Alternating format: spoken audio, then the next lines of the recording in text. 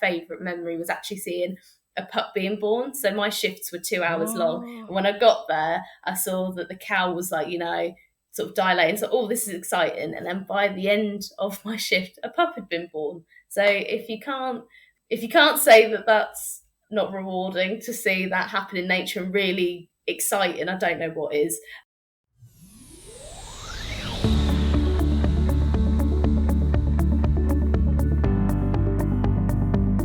Welcome to Coffee and Geography, where my guests and I geek out about the world and everything on it, discovering that we are all geographers in some way, shape or form. I'm your host, Kit, and my pronouns are they, them or she, her. So settle down with a brew, hit that subscribe or follow button, and enjoy the listen.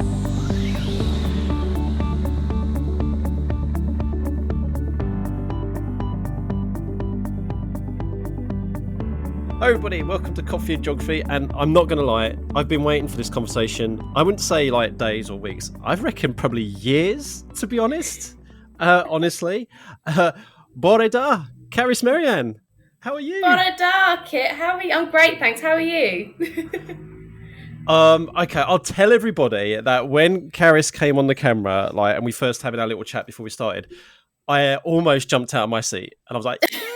And Cerys did this look on her face that I recognised from knowing her since she was 11 years old, oh my good heavens. Here we go again. Some things never change. That's what I thought. Some things never change. Yeah, so why is it I'm so giddy talking to Cerys, right? Is this because, here we go, because she is first and foremost a proud Norfolk local. Okay, so that's pretty cool, but that's not the real reason, right? Cerys completed her undergraduate at Swansea University, where she was the university's environment officer for the 2020-21 academic year. And Cerys has since come home to the fine city, so now I'm a little bit more excited, right, here in Norwich, to complete a PhD in environmental microbiology. I'm even more excited now, at the University of East Anglia. I'm epically excited now. And that is geared towards sustainability. And here's the kick, everybody.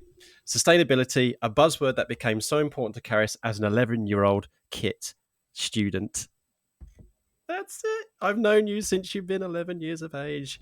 Another ex-student has come onto my podcast. You lot are crazy. I'm going to give you some colloquial name. Ex-students who come on the Kit's podcast. The crazy bunch? I don't know. What do you reckon? I mean,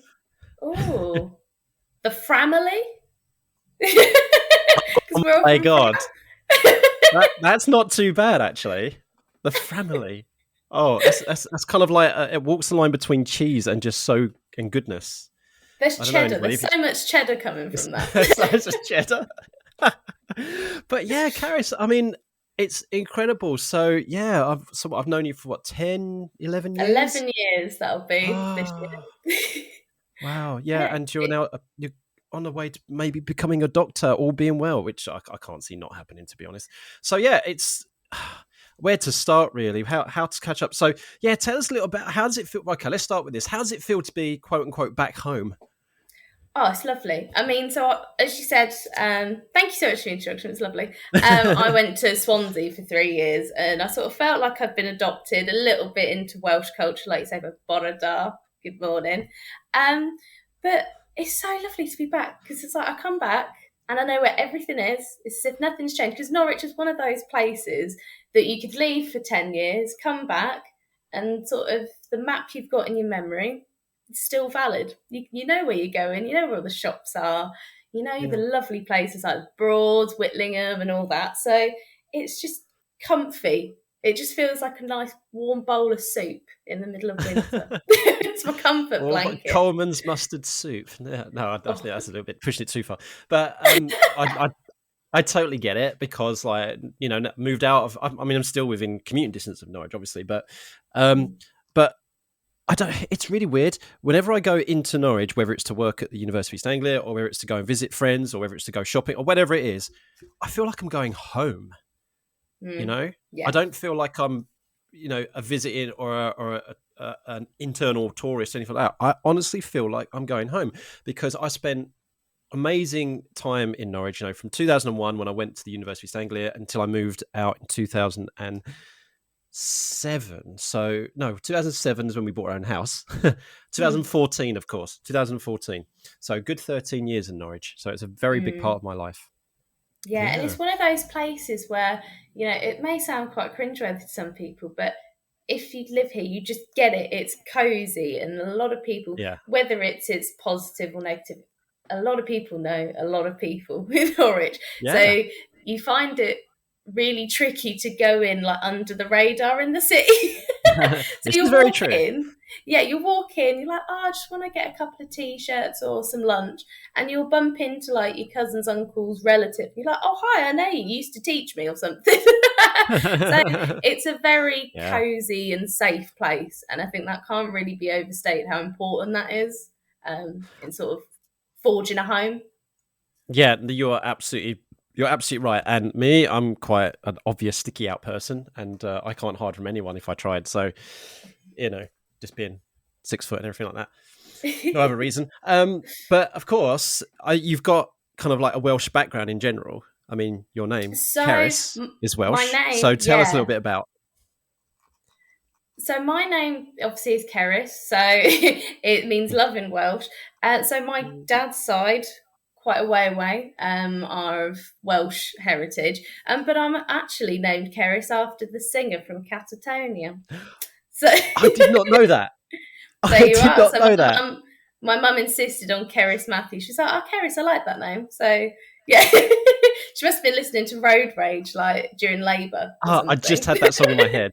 It's all over the front page. You give me road rage. You can't sing the road rage bit without that roll of the tongue either. So Absolutely not. And that Welsh yeah. accent was fantastic. Oh, thank you. You're welcome. Yeah, going back to my days like of singing in drag on the Year 11 concert back in. No, anyway. Okay. So right, you've got a drink in front of you. We're both grabbing our cups here, and I'm just going to show Hmm. Karis my mug because you'll appreciate this one. That was I given to me like that. by Elise.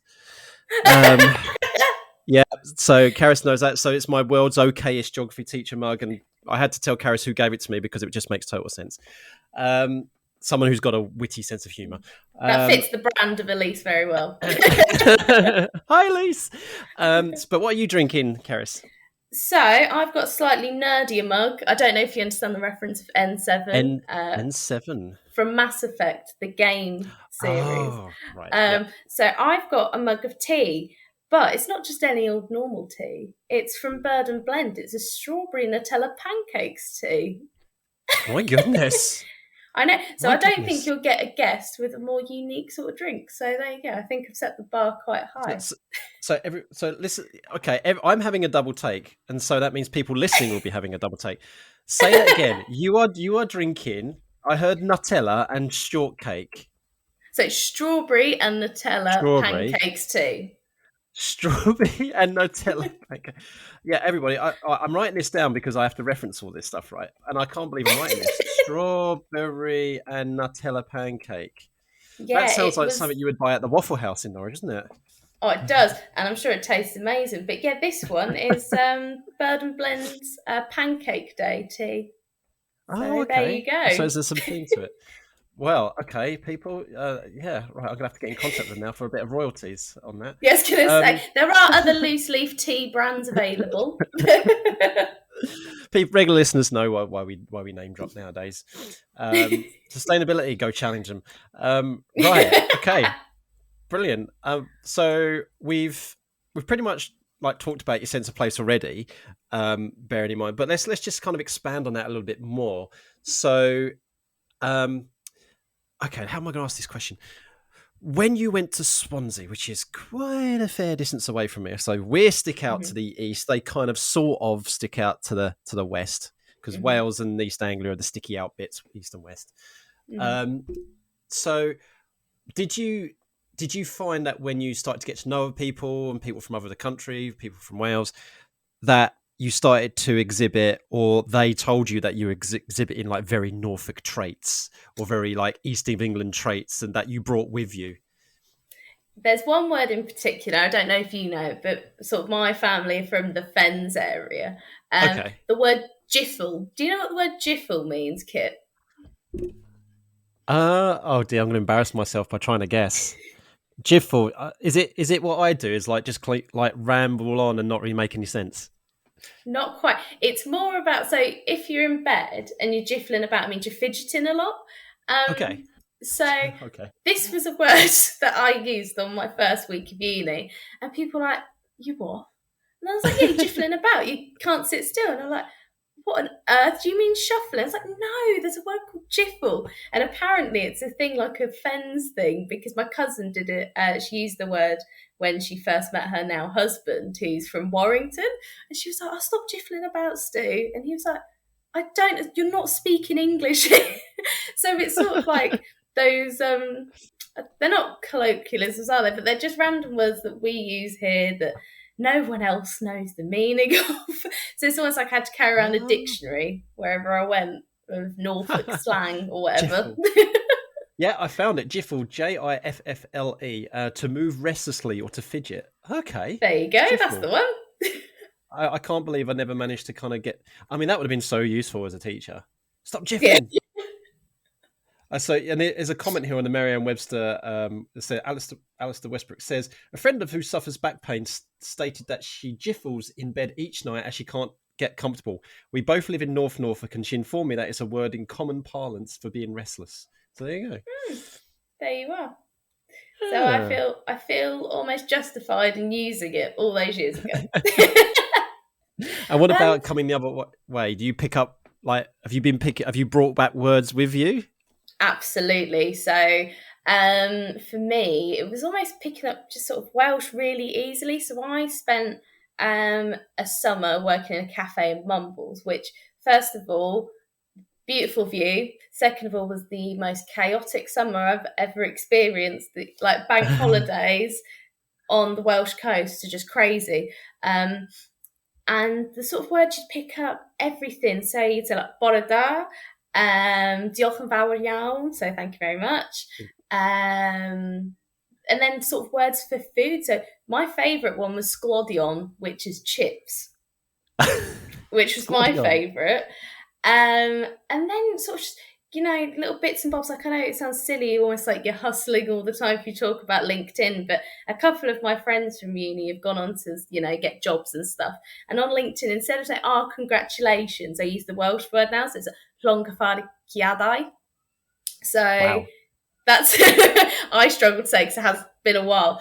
But yeah, so it's just almost using these little words, these Welsh words that make people feel a bit more cosy. That's how my sort of pals at uni said it made them feel, because everyone speaks English. You're in Wales, and there is that Welsh identity that the Welsh are so proud of.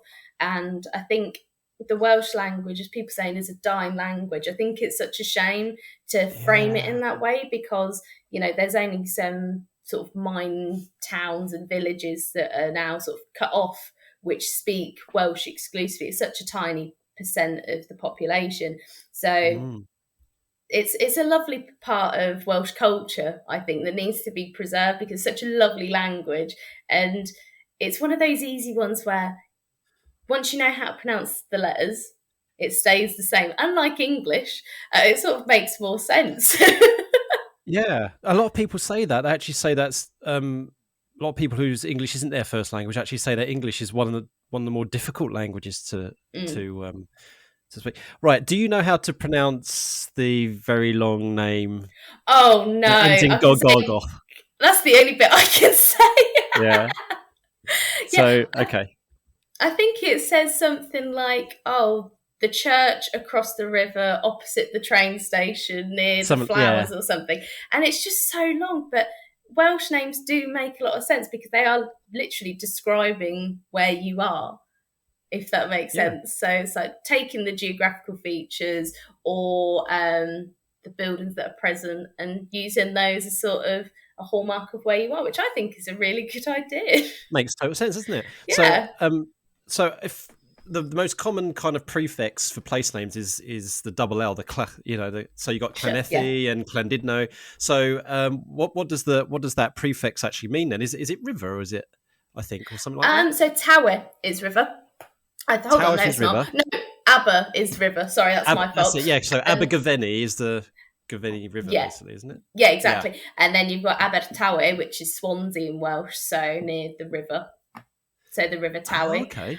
I don't know about Llan. Probably should have prepared that because that's quite I'm quite a putting common you on one. the spot. Yeah, no, we're learning together. It's typical. I'm going back Yeah. to me all day, learning together. So, we'll look that one up, everybody. So, what does that prefix, the double LAN? What does that mean? So, I've just been looking at some pictures of the area to the south of Swansea and the Mumbles, where you said you were at that cafe. What a beautiful area, It's lovely. really. It's absolutely stunning. And I can Yeah. already tell what the geology would be like because you've got a lovely bay and then you've got the headland where the Mumbles is partly on. And so you've got a difference in geology there, or we could have a look at this. Hmm. So when you were at that cafe then, was it, I imagine that you spent a bit of time then, Mumbles kind of maybe wandering around and whatnot. It's like, was there a particular place or particular view or a particular kind of experience of that area where you're like, oh, I could do this like every day? Yeah, I mean, minus being rushed off my feet when I was making coffee, Of course, I yeah. spend my breaks sat on a bench, which, as you mentioned, is on the headland, and it sort of looks towards the west, so towards the rest of the bay on the Gower. And when the sun sets, it's almost like you're in the Mediterranean. It's lovely, and sort of I spent a lot of time working loads of shifts in like the June, July, August period, and obviously the days are really long, so you'd finish at 9 but it's still sunny, or you see the sunset, and it's idyllic, it's lovely, and like you say, the Wow. sort of the geology and being able to see all of the features, and it's absolutely beautiful. So I Very think nice. the the main draw for me to even go to Swansea was there's a beach, I'll sign up. And half of that as well is more like, I like Gavin and Stacey, so let's give this a go. That's the real reason. But I'd advise, it went well for me, but I wouldn't advise students go to uni based on a TV show. It's probably not the best way. No, we um, don't need any like Love Actually kind of moments either, to be honest. oh no. But it looks like a beautiful area, and of course, this is great. Like for the geography teachers listening, they'll remember. I mean, before I taught you, the old case study we used to teach at GCSE was about and you mentioned it already, about the mines at Ebbw Vale, for example. Mm. So that was a common case study about how that that culture and that settlement and that way of life has changed because of the mine, and then it shutting down, and then the diversification of industry and all that kind of stuff.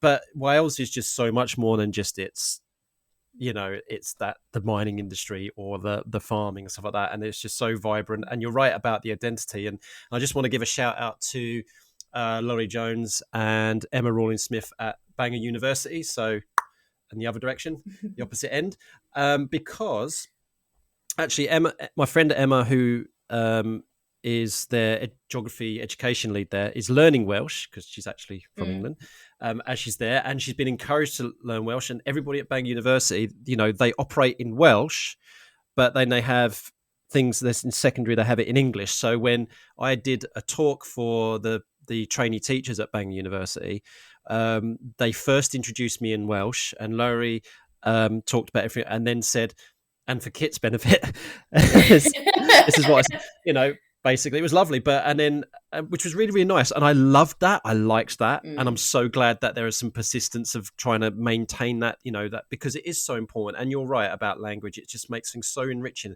and you must feel like more enriched, and your identity has been kind of boosted by this experience you've had in Wales, particularly with the culture and the language, I imagine.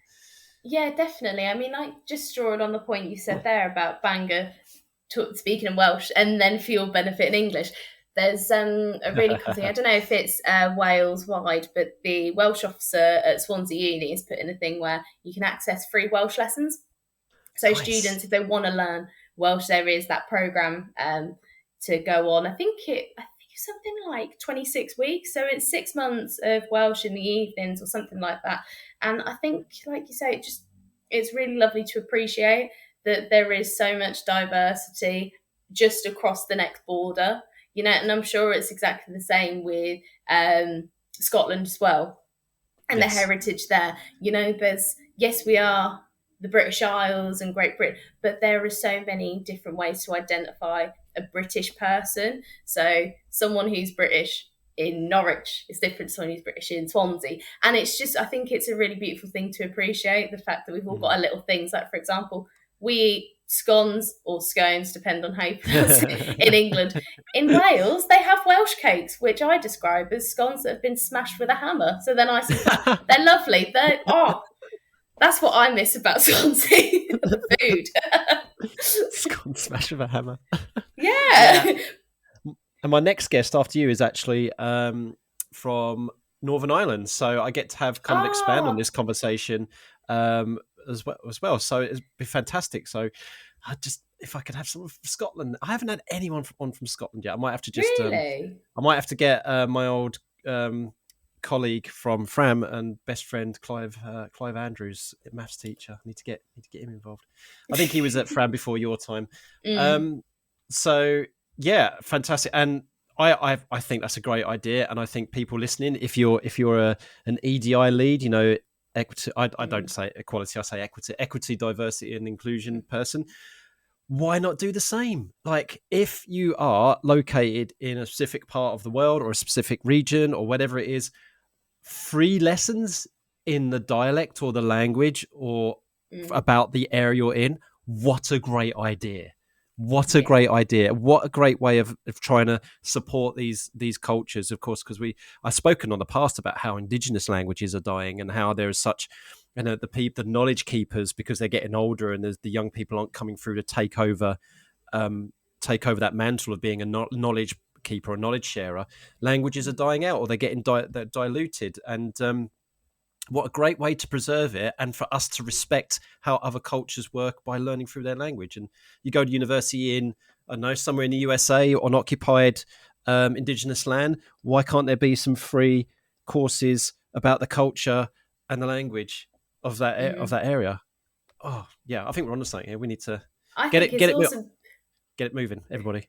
I think it's also just increasing the awareness as well, because I think it sort of puts geography and history all together, that appreciation. Who has been before and who is coming after, and it's sort of preserving that heritage and having that awareness of, you're walking on these lands that were, indigenous tribes were present. And, it's just a beautiful thing, and I think they need to be acknowledged and preserved, definitely. Yeah, So history, we concede. You can work with us. Yeah, just this time. No, history and geography most certainly go hand in hand. That's just one perfect example.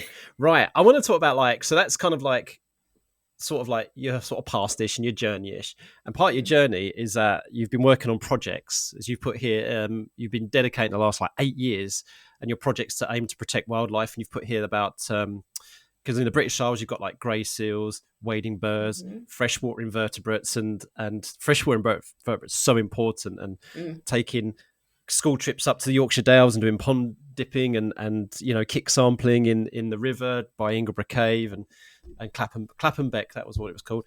All that kind of stuff. Before I went to university, I decided to take up seal wardening. So that's one thing that you can do on the Norfolk coast. It's at Horsey Gap, near where the National Trust site is, where the pump is, by the beach there, in between Waxham, Sea Pooling area.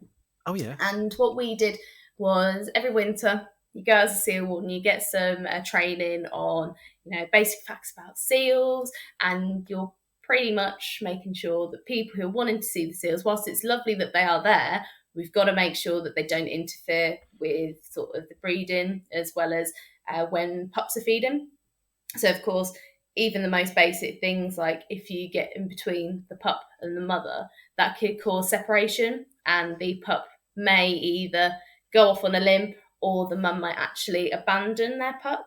So it's really important for seal survival those first few weeks. So the breeding season is between October and February usually, but you tend to see that you've got the seals present until April now, and I'm sure that's going to increase the time either side with climate change.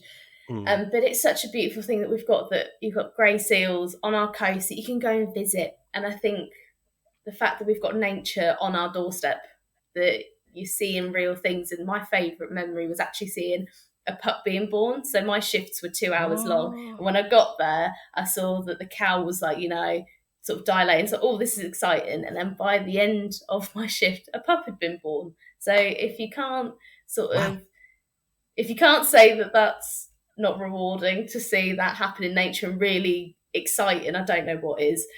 So I did that for 2 years, and I'm going back to it this winter as well, just because it's so much fun, really. And it's lovely to talk to people about the environment, the ecology, etc., and the life of seals, really, because they think, how on earth are they out there for such a long time and then they come here to breed? And it's like, well, this is why. So it's really nice to sort of spread that knowledge, I think, which is sort of at the heart of what I want to do going forward. Yeah. It's all well and good researching this amazing technologies or, you know, pioneering science, but if you can't share that knowledge to make it accessible to the public and beyond, what's the point? That's that's what I always think whenever I do anything. I think, what's the point to justify it? That's links in quite nicely what we were just talking about, actually, about knowledge sharing and things like that. And so, wait, you said before you went to university, so you must have been doing your A levels in Norwich then, while you were doing this. So you were 16, 17, going on 18, doing this volunteering stuff. Yeah, so I would have been, let me think, 17, 18 when I did it. So yeah, it was really exciting. I was just doing my A levels at Cerys in Norwich, which was it was probably the most difficult period of education I've had. A levels really didn't stick with me. It's when I realised that I'm one of these people that's great at the doing. I'm very hands-on with my science and geography and, you know, what work I do. And it was sort of a turning point when I realised I absolutely have to go down a biology/environmental route, because to just be immersed in this mathsy world just exclusively in labs wasn't my thing. It was very much I have to get my elbows a bit greasy and dirty in some soil somewhere, and put some sun cream on because I can't be indoors for too long. So yeah, it was very much a turning point from A levels. It's a case of not excelling. It was a case of getting the job done.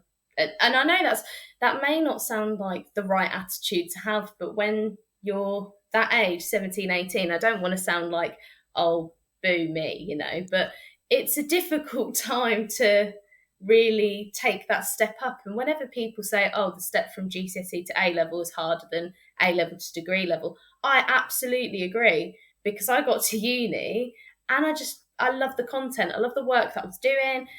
I found it a really comfortable environment, and I felt like, and this isn't sort of a comment on the school as such, it was just because you had such big classes, and I completely understand. But at uni, it was a case of, you go there, if you don't understand something, you just go to your lecturer and you can sit in their office and have a cup of tea and discuss. And so that's the time for me to give my supervisor for undergrad a shout out, Penny Nayland. She was fantastic, and really was the person who at uni made me realise that research was for me.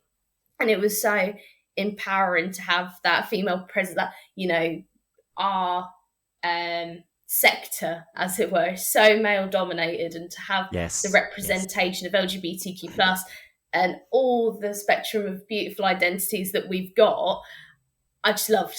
And to be sort of flying the flag for, not to bang the drum, but the working class female is great. So to have Penny there was really a support that I needed to give me that confidence to sort of make that jump. So yeah, there's been Kit from year 7 to 11, and then Penny sort of took the baton when I was 18. So thank you both for getting me here. Wow. So yeah, it's I can tell everybody it was definitely our pleasure. Yeah, that's amazing. That's really, really good advice. So, you know, and we do have a lot of teachers listening. I'm hoping that their teachers are getting some of their students to listen, or we do have young people listening as well. But that is just some fantastic insight. And some folks know that my actual day job is actually kind of passing on the messages that you've just said about what their experiences are like, you know, moving through education into higher education, whether they think it's for them or for not. And I find that really intriguing, actually, that well, I've definitely learned doing this job that I'm doing right now that even university itself is not, you know, there's so many misconceptions about what university is. Like, it's going to be academic. It's just A level is just an extension of GCSE to an extent, But then that gets projected into university. It's like, well, if A level is just more intense GCSE, then university is just more intense A level. And actually, it's not that at all. It's so varied, so diverse. You get to immerse yourself in the kind of things. Of course, you can choose the very academic subject you want, but you can do more research based. You can do more practical based. You can, and and you're a prime example of that because, I mean, not to sell yourself short, because you were you are very academic, but you're an exceptionally hard worker as well, and you're always striving for the best. But you're right, and I identify with that as well. The fact that you're capable and you're talented to an extent, but you almost forget that even so, we might have certain limitations or bits that we may not never get and things like that, but we still try and push ourselves too hard to break those barriers, which we don't need to, because we can find our comfort zone. And I'm so happy, pleased and proud that you've managed to find that comfort zone for you, especially knowing, especially the professional relationship that we had in school, that we've both pretty much found our comfort zone in that area and we're thriving. And that's just, so don't lose hope, young people, if things aren't going very, very well, but you still want to say go to university, or you still want to do something, but you're maybe feeling that imposter syndrome, maybe. There's still, keep going. There's still something there's still something out there for you. The world is more varied and the opportunities are more varied than you think. Absolutely. And I'm sort of following on from that. I think it's really important to know that it sounds quite brutal, but it's a case of, if you are going through that A-level slump, which I definitely did, I'll be honest, I came out with grades that I don't like sharing, but to be honest, does it really matter? I came out from my undergrad with not to toot my own, but with one of the top grades, because the environment was different, and it was a case of, I could work at my own pace. I chose the modules that were of interest to me, and I've come from that into an environment where I am doing something which I find is making a real difference. And for me, having that applied side to the science, which a lot of people just view me as a biologist, but I'm a geologist, a geographer, all sorts of things. It's such a multidisciplinary approach that you have to this, because you've got to consider the stakeholders present, that I think I've lost my train of thought. I think it's really just important to bear in mind that, where you are at a certain level of qualification, whether it's GCSE or A-level or degree, it's not going to define you. You don't have to think, just because this isn't for me doesn't mean the next thing isn't for me. So if you want to do degree level study and you don't feel like it's the right time, or you don't feel confident because your A-levels weren't as great, absolutely take the punt. If you want to give that a go and it's something you're really passionate about, do it. Because what's the worst that can happen? You realise, I'm not enjoying this as much, but at least you've given it that go. And I feel like a lot of people tend to put the STEM subjects and environmental sciences into this box of elitism. And it's like, you don't have to be the highest performing person who remembers every single answer to every question on an exam. It's the way you think and the way you approach certain problems and tasks. So it's very much, as we say, it may be a soft skill, but that critical thinking is so important. You could be the smartest person in the world, but if you don't have what people term as common sense, or that way of critical thinking, you can't apply it. And what use is that to yourself, what you're doing in the world, if you can't put that into practice? Perfect. And speaking as someone with a working class background of the LGBTQ community, who didn't have a very good time at school, I completely 100% agree with everything you just said. So, and look where we are now, folks.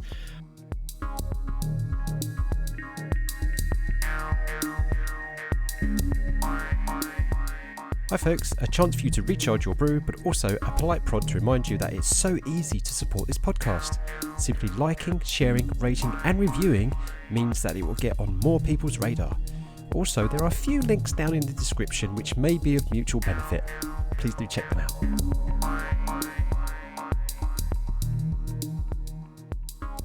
Okay, we're going to move on to something. This is fun already, but we're gonna take it to silly fun now, right? So a bit of barking up the wrong tree.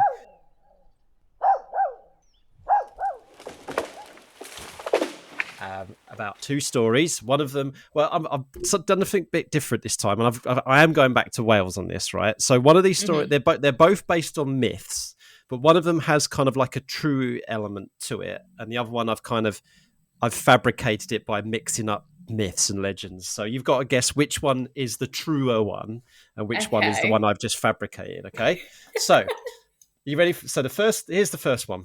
So here's the first one. This one's called Merlin's Oak, right? So Carmarthen is said to be the birthplace of the mythical magician Merlin, who apparently had a thing for climbing a particular oak tree as a child. So fond of was he of this tree that he prophesied, "When Merlin's oak shall tumble down, then shall fall Carmarthen town." Right? Basically, like touch my tree and I'm going to be pissed. Basically, yeah. Right. So the tree stood tall for many years, but started to rot in the early 19th century. And in 1978, the last fragment of the tree was removed from its original spot. And true to Merlin's word, the town fell victim to the worst flooding it had seen in years.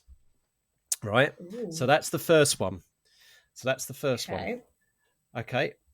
And the second one. So this one, again, talking about Carmarthen. So we know that the flooding in Carmarthen is true, right? That did happen in 1978. Yeah. But was it Merlin's Oak that was the cause of it? Or was it this one?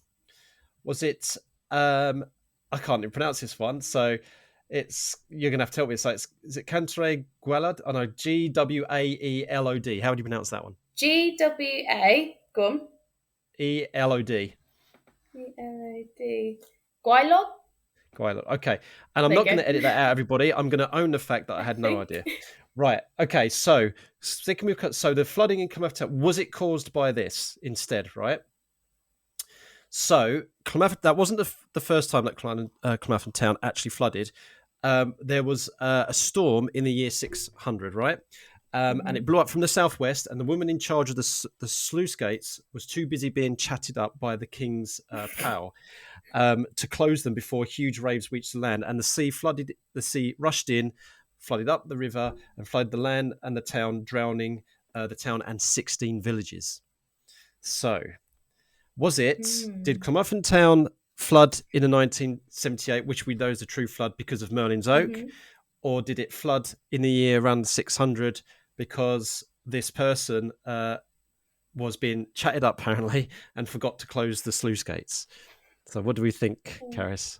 I know which one I want it to be. I know, me too. I'm going to go with the one who forgot to close the sluice gates was being chatted up.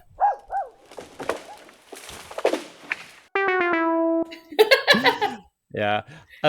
That is the one where I've combined myths and it's not as accurate. So the Merlin's Oak legend is well, we don't know whether it's true, of course, because we know Merlin's a legend, Merlin's a myth, but the story of Merlin's Oak is the true one. Whether Merlin had anything to do with the flooding of Carmarthen town is another one. The other one, actually, I did change the facts on it. So it is a known myth, but I kind of changed a bit because it was actually talking about Cardigan Bay, not Carmarthen town. Oh, okay. So, but apparently the myth that the sluice gates weren't closed because the busy being chatted by the king's pal is part of the myth. So that the reason why it flooded. So that one we don't know how true that one is, but the Merlin's Oak one does get taught. Right. That's very cool. I like that. So it's funny because I had kind of like selected this bark up the wrong tree in advance before we talked, and then before we went into it, you talked about the merging of history and geography. So there you go. Perfect segue. I promise we hadn't spoken about it before. No, we had not planned. No, we had not planned this at all. Right. Okay. So we're gonna go back to you for one more thing before we finish off with we're all geographers then. So we're gonna spill the beans and we're gonna spill the beans with two things actually. Because one of them that you actually put on your recording form, but the second one is one I know of you is that you're a very sporty person, and one thing, and I just want to recall a memory for everybody first, and you can take it from here, Cerys, is that the one we had an exceptionally good girls football team at the school, which I was the coach for, and everybody, you might have heard to the discussion I had with Johanna Benilla Allard last season, another ex-student of mine. And Johanna was also on the team with Cerys on the girls' football team. Cerys, you were kind of like defensive midfielder, defence, weren't you? Kind of, and we already said Johanna was on the right wing. And another person I want to try and get on the podcast is Meg Greenacre, little Meg, who's now a professional chef with her own business. So, and she does a lot of vegan stuff. So I want to talk to her about that. So Meg, if you're listening, hi, let's come on. I can do another one. So Meg was on the left wing. But Cerys, do you remember that fight we had? Because not me and you, but the fight we had with the school or the Norfolk FA, because you wanted to play, I wanted to play, everyone wanted you to play, but I said because you were in year 8 at the time and the team was under 16s, they said you couldn't because you were too young because they were worried that you were going to get hurt. And I remember saying, I'm not worried about Cerys. I'm not worried about Cerys. If I'm worried about anybody getting hurt, I'm worried about the opposition. So, because I knew you were the toughest player on the team, like you were dishing it out like to people twice your size. So yeah, spill the beans on that, Cerys. So, like, do you still dabble in a bit of football or nowadays? It makes me laugh because you mentioned about doing sport. And I was thinking about this yesterday. So when I finished school, I had a massive break from sport. So I absolutely loved playing football, did my rowing and stuff. But I sort of focused on my academics because I really just enjoyed schoolwork, and I think it was sort of a mental health break as well, to sort of pull myself out, because as you know, it was such a massive part of my life. I'd go from school straight to whatever sport I was doing, and then I'd go home, and that was it. So I think I sort of spent between leaving school and starting my PhD sort of focusing on how to build, and this sounds really silly, but how to build connections and relationships and friends, and sort of focusing on obviously the uni work and schoolwork, but also enriching the person that I wanted to become, which wasn't sort of linked to that sporty identity. But you mentioned sport, which is good because I've started snowboarding again, so that's really fun. So I look really cool going down the plastic slopes in my really baggy trousers. Is that at the ski slope in Trouse, is it? Yeah, Trouse Mountain. But I think the really awesome thing is that sport now to me is very much something I can leave at wherever I'm going. So I go to Trouse Mountain, I have some fun snowboard, and then I come home, I rest and recuperate. And it's, as much as I absolutely loved sport growing up, and because you were ultra, it was a huge part of me. Oh, and this is another thing I was thinking of. I was like, if Kit asked me about words that, like to describe me, competitiveness has gone from like the top word to probably right at the bottom, because it's sort of like I sort of look at life and I think, am I doing my best? Am I having fun? Am I happy, healthy and safe? Then I'm fine. So I'm clapping my hands, almost... everybody. Yeah. I think, and I don't want to, again, toot my own horn, but I feel like I'm a much kinder, nicer person to people who are in my life as well. So it's almost like you don't see people's achievements or mark them as what they've done or what they're doing or how many zeros are on their bank balance. It's all about, if you're a kind person that treats me and others with respect, and you've got that about you, that's how I hallmark a great person. So yeah, anything extra is a bonus. But I must concede, I was tough as old boots growing up. You were, and I remember when we had that friendly against the boys, and like even they were like, oh, we don't know if we should do this. It was like, and I can't remember. I think we drew. That's right. We were drawing with them 2-2 at half time, and they were like, actually, these girls are tougher than everything. I was like, yes. Yeah. You know it, don't you? And in fact, I can't remember who it was who was managing the boys' team, but they had to like bring on like all their first teamers, and I was like, let's just give some other people who are just a run around. And so like their first team, there's only them stuck 2 past like the ones that were just like there just for a laugh. So I'm like, you're not Mm. going to think girls can't play football ever again, can you? And I think you played the whole match in that one. I can't remember, but Probably. But I think yeah. it's such an awesome thing as well, because it's like you championed representation throughout my school career, as it were. And it's so lovely to, because obviously it's a big thing now in, LGBTQ plus representation, female Hmm. representation. And I feel like you were there where there is a teacher. And it was so lovely to see that someone who is a role model to students championed that. Because a lot of the teachers, if we remember from sport, were like, oh no, we can't have girls football team. It's not That really irritated anything. me. And it was like, a geography teacher wants this team. I mean, they're prepared to do it. Let's do it, so it was really lovely to see that Oh. you wanted to champion those opportunities for Just people seems who so alien to me I that know, wouldn't it happen. just baffles me. And like that's why I then started, having running the department with students, because I was like, why wouldn't you run the department with students? They're the ones who are being taught every single day. That they should have a say.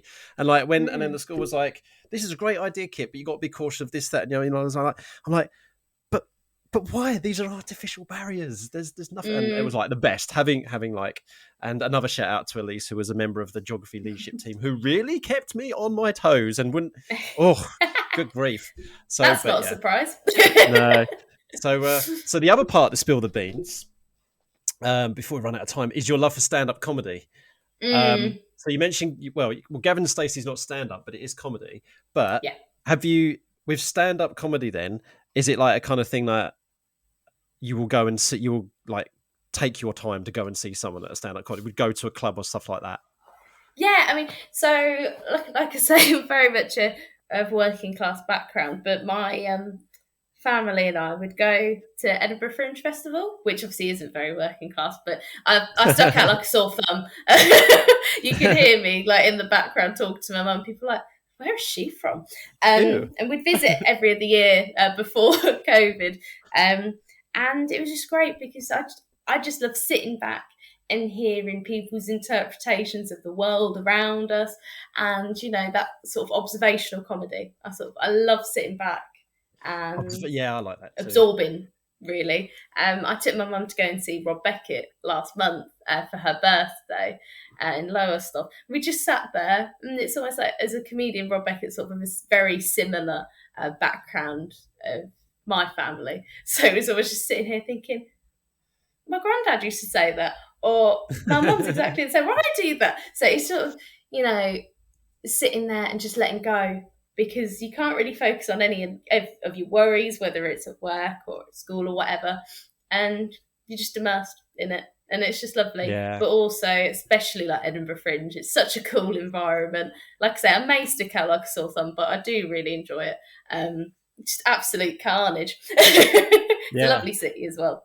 Yeah, and there's one of my favourite stand-up comedians who's performed at the Edinburgh Fringe Festival. I think it was 2016 or 2017. Is Rosie Jones, and Oh, I love Rosie Jones. she's just fantastic, because she's being lesbian, being disabled. Mm. She has a lot of material that she can, and from her lived experiences that she draws from, and she's done so much to raise the profile, of both the LGBTQ and the disabled community, because and Mm. she's fierce, like, Mm. and people are trying to knock her down, but she comes back at them with the comedy, and she's controversial, but what I love about Rosie Jones is that she can own that controversy because of who she is. And that's what I love Yeah, about things like stand-up comedy, is that you get people from certain communities who are then taking it and looking at it through a comedic sense, making people laugh, but also making people think. Then absolutely. that's brilliant. And so, yeah, Rose Jones, one of my favourites. Yeah, I think that's a really important thing as well, sort of, because it is really funny and you're sat there absorbing it, but it does make you think. Like, there are some comedians that make those jokes which are very much on that threshold, and it's like, okay, we're Mm. going to reel it back now, but we think, what those implications of some comedians. So I'm obviously not a huge fan of all comedians. There's just some things No, which yeah. either shouldn't be said or are offensive, and it's just not funny. But I think it does make you question the way you approach things. Because, like, for example, people like Rosie Jones who have those barriers, it's acknowledging that I don't want to use the word privilege too much, but there are those things in life where it's like, oh, I can actually go and do X, Y, Z without thinking if there are any ramps at all, or, disabled access present, and I don't experience those sense of being excluded based on my sexuality or how I present myself. So it does, whilst it is great as a release and a stress reliever, it's fantastic and it's fun, it does also make you appreciate and acknowledge the presence of other people with all identities. And if we can change the world through laughter, that wouldn't the world be such a better place as well? That would be the ideal. Yeah, exactly. Right there, Karis. So why do we have to club it to the end? Right. Well, everybody, I know you've been enjoying listening to this conversation. I'm sure you have been. At least now that Karis is back in Norwich and I'm back at the UEA, at least we can meet up for a coffee and whatnot. So stuff. But let's close off the podcast chat before we talk about logistics and catching up. We are all geographers, so linking all of our guests together. So last week we heard from the wonderful Lynn Ho, who was an ex-colleague of mine, who works in energy meteorology and doing her PhD as well. She's from Vietnam, so we talked a lot about identity as well, which was perfect because the guest before, Louis Viss, a geography teacher, gave her the word identity, and so she really ran with that. Now, what Lynn did for you, Karis, was that she looked out of the window of her apartment and she wants to give you the word hay, so Hay. So something rather tangible than something nuanced. So, Karis, you have got 30 seconds to talk about hay in whether you like, and it could be geographical or it could be, it doesn't matter. It could be a childhood memory to do with hay. Just for my benefit and everybody else's benefit, don't talk about hay fever, because otherwise I'll start sneezing. I'm a sufferer of hay fever too, so don't worry. Yeah. Well, you could make a hay fever link and how that's geographically related, I suppose. Right. Okay. So when you're ready, let me know, and I will start your 30 seconds. All right then. So hay, you usually find hay on farms. So hay bales. This is the time when we sort of use hay for agricultural reasons. I think you use it for pigsties to keep it nice and cosy for the pigs, but also hay. We've mentioned hay fever. I suffer from hay fever. Hay fever's horrible. You can get hay fever from tree pollen or grass pollen. At different times of year, different pollen prevails. Pollen is really important for pollinators and bees, and the world will end if you don't have pollinators. Preserve pollinators. Yes. Yeah. No, that's perfect. So I did mention hay fever, sorry. Yeah, and to be more seriousness, and there's studies regarding how people with allergies like ourselves may suffer more because of climate change, and it's how it's changing, all of that kind of processes, and so I'm not really looking forward to that. But no, I've always found that recently found that over the last few years my hay fever window has increased, so that's great. Actually, I think that's kind of anecdotally I'm sure that's been the case as well. Yes, so I have this really weird proxy link, right, everybody, because it's actually really nice and sunny now and my nose is kicking off, and I don't know whether my nose is kicking off because feeling very tingly, jiffly nose. I don't know whether it's because spring's around the corner, everything like that, or the sun. The sun is I'm one of those people where it gets sunny and then my nose goes tingly. But I sneeze whenever it's sunny. Sorry, go on. I'll just say that's not just me. I associate my sneezing with how much my solar panels are working. so I'm just showing the Karis my solar setup with. So I've got 3.6 kilowatts of solar energy at the moment. Ooh. Some of it's going into my car, but my nose is tingling as well. So every time my nose tingles, everybody, I know my car is getting charged. How freaking bizarre is that? Anyway. Swings and roundabouts, Kit. Right. What word would you like to give to the next guest? Stapler. You just looked down at your desk and you just went stapler. Was that it? Well, I actually looked up at some cards and I was like, I can't say card. Well, actually, I think card might be better. Okay, stapler or card? Do you want me to toss a coin, or are we going to go with card? Do a coin toss, and then if I'm disappointed, we'll go with the other one. Coin toss. I'll tell you, I got a die here, right? Because my floor is plastered with kid detritus. I just point my camera down so Carrie can see all the... Right, here we go. So let's say odd number. Okay, we'll go odd number stapler or staple. Actually, staple's a better word. Staple, and if it's an even, it's card. Right, here's the dice, everybody. Right, 6. So it's card. Card. Okay, then. Okay, the first ever roll of a die on the Coffee and Geography podcast. There we go. Right. So you've given a few shout outs already. We give quite a few shout outs to Penny and some people you used to go to school with. Any other shout outs you'd like to give?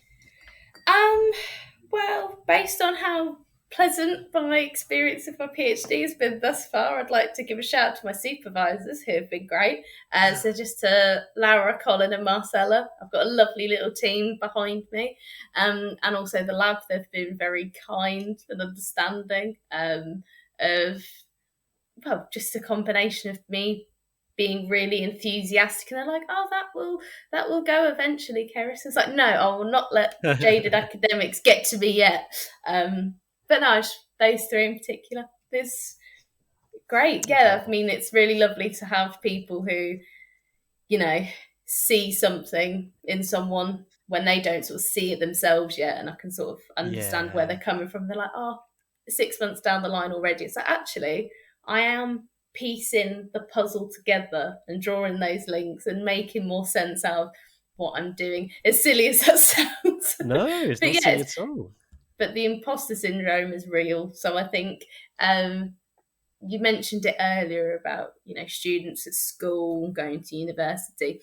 Imposter syndrome is not one of those things you can get rid of, but it's one of those things you can sort of acknowledge and work through and be like, yes, it does exist. However, let's have a reality check. Let's do some grounding with that. So I think that's something really important to be aware of as well. But yeah, just those. Have you got any more shout outs, Kim? I do shout outs all the time. Social media, how can people get in contact, or LinkedIn, how can people get in contact with you if they think, and they will, this sounds like an amazing person, I'd love to connect with her. I can find her. Well, I'm on Twitter, so I've got my professional Twitter account. It's literally just Cerys Maryan, so capital CERYS MARYAN on Twitter, where you can find me geeking out about stuff I've done in the lab. The other day I got a calibration curve of 1, which I geeked out about, and I was like, there, I've completed the PhD, give me the doctor now. And we're planning on doing some really exciting stuff. So I've done some work already that I'm hoping to present in Switzerland in August. So watch this space for photos of that. I'm sure I'll geek out about that too. So if you are interested, then give us a follow. Take your snowball with you. Switzerland, take your snowball with you. Right, Cerys. Oh, this has been so delightful on what is everybody a Thursday morning with the sun. My nose may be tingling and I may be a bit jiffly, but I've really, really enjoyed the chat. And and as I've already said, we will chat about having an actual coffee, or should I say, a strawberry and Nutella pancake tea together. That sounds lovely. Thank you so much for having me. It's been awesome.